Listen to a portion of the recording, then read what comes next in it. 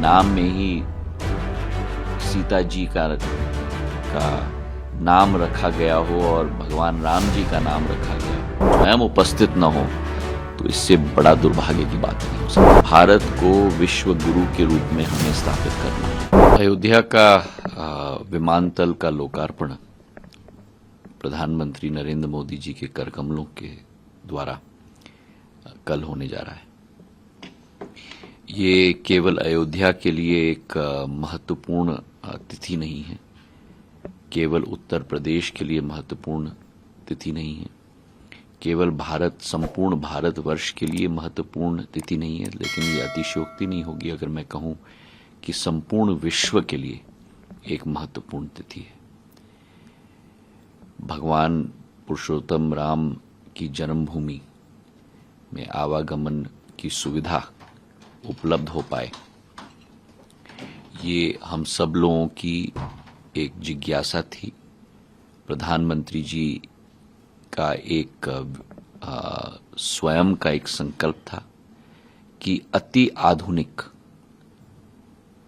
Airport, railway station, सभी आवागमन की सुविधा अयोध्या में पर्याप्त मात्रा में स्थापित होनी चाहिए।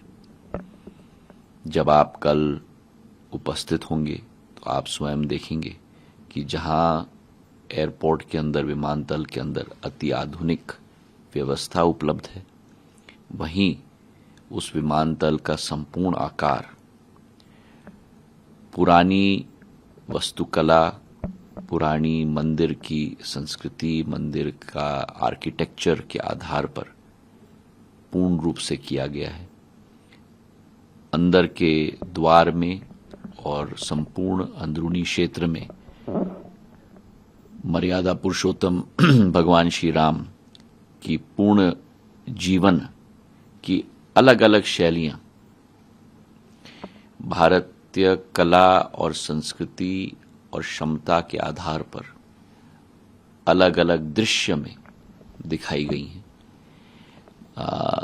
पट्टिचित्र के आधार पर, राजा रवि वर्मा जी के आधार पर, और यही एक सोच, विचारधारा और आदेश प्रधानमंत्री जी का स्वतः सदैव रहा है कि अति आधुनिक व्यवस्था हो, लेकिन भारत के हर एक कोने में भारत की प्राचीन संस्कृति, भारत की प्राचीन वैभव, भारत की प्राचीन आध्यात्मिक शक्ति का स्वरूप हर एक हवाई अड्डे पे दिखे।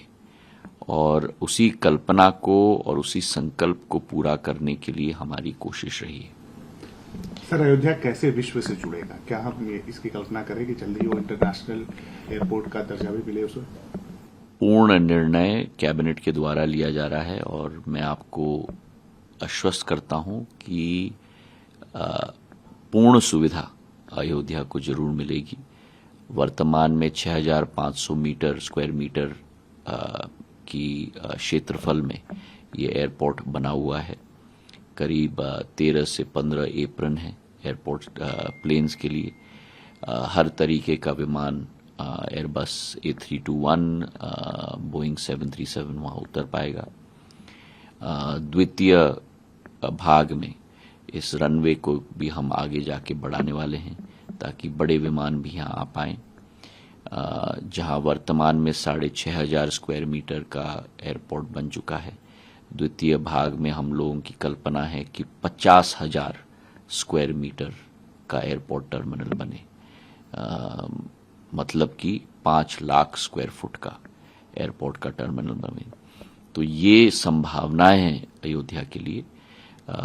कल एयरपोर्ट का शुभारंभ प्रधानमंत्री जी के कर कमलों के द्वारा किया जा रहा है और आने वाले 22 तारीख को, जनवरी के 22 तारीख को भगवान राम की प्राण प्रतिष्ठा भव्य राम मंदिर में, जो केवल 140 करोड़ भारतीय जनता का सपना नहीं, लेकिन विश्व में बैठे हुए भारतीय संस्कृति के साथ जुड़े हुए एक एक व्यक्ति का सपना था। 500 साल पुराना एक सपना, 5,000 साल पुराना एक सपना है और उसे अगर किसी ने साकार किया है और सपने को संकल्प में परिवर्तित करके उस संकल्प को सिद्धि तक ले जाने का एक परिश्रम अगर किसी ने किया है तो प्रधानमंत्री नरेंद्र मोदी जी ने किया है। राजनीति भी शुरू हो गई है। कई लोग कहते हैं कि हमें बुलावा आया, हम जाएंगे नहीं। कई लोग कहते हैं बुलावा नहीं आया। ये अजीब विसंगति है। बुलाया जाए तो कठिनाई की कैसे बुलावे से कन्ना काटा जाए, न बुलाया गया तो क्यों नहीं बुलाया गया।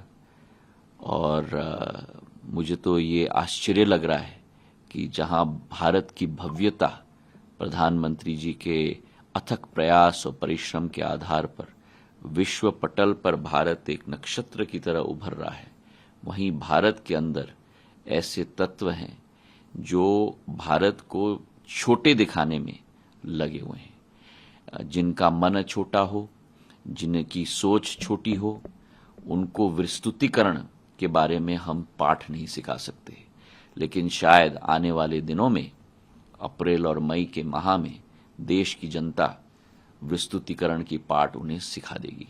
सीताराम जी ने भी बोला है।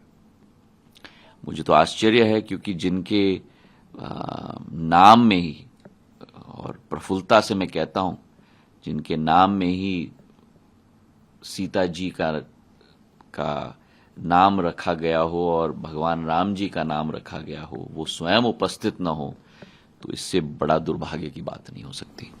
24 में क्या आपको लगता है, ऐसे जैसे संसदीय क्षेत्र रहा है प्रधानमंत्री जी का उत्तर प्रदेश, 24 में क्या पूरी तैयारी हो गई है? देश बीजेपी के साथ है या फिर किस तरीके का परफॉर्मेंस? मुझे पूर्ण विश्वास है। मैंने आपसे पहले भी चर्चा की थी इन विधानसभा चुनाव के पहले कि स्पष्ट बहुमत भारतीय जनता पार्टी को मध्य प्रदेश में मिलेगी। आज आपके चैनल के द्वारा, एएनआई के द्वारा आपसे और दर्शकों से मैं जरूर निवेदन और प्रार्थना और आशीर्वाद के लिए प्रणाम करता हूं, पर मुझे पूर्ण विश्वास है कि प्रधानमंत्री जी का जो ये भारत को अग्रसर करने के लिए ये एक यज्ञ उन्होंने किया है 9.5 साल का, और अब 10 साल होने जा रहे हैं, उस यज्ञ में भारत का एक एक जन जनार्दन पूर्ण आशीर्वाद के साथ भारतीय जनता पार्टी के साथ खड़ा रहेगा। सर, सवाल यह है कि पिछले कई वर्षों में एयरपोर्ट्स जिस स्थिति से गुजरा और 10 सालों में जो आपने संख्या बढ़ाया, उत्तर प्रदेश में ही बड़े एयरपोर्ट्स आ रहे हैं, जेवर है, अयोध्या है, वजह क्या मानते हैं और आगे का लक्ष्य क्या है आपका? वजह एक ही है, और वो है प्रधानमंत्री जी का संकल्प, प्रधानमंत्री जी का स्पष्ट सोच है, विचारधारा है, संकल्प है और क्रियान्वयन की शक्ति है कि भारत जिस मोड़ पर 2014 पे था, भारत को विश्व गुरु के रूप में हमें स्थापित करना है। और जब तक भारत को विश्व गुरु तक हम स्थापित न करें, तब तक न थकना है, न रुकना है, न सोना है। परिश्रम ही परिश्रम और मेहनत हर एक देशवासी को करना है।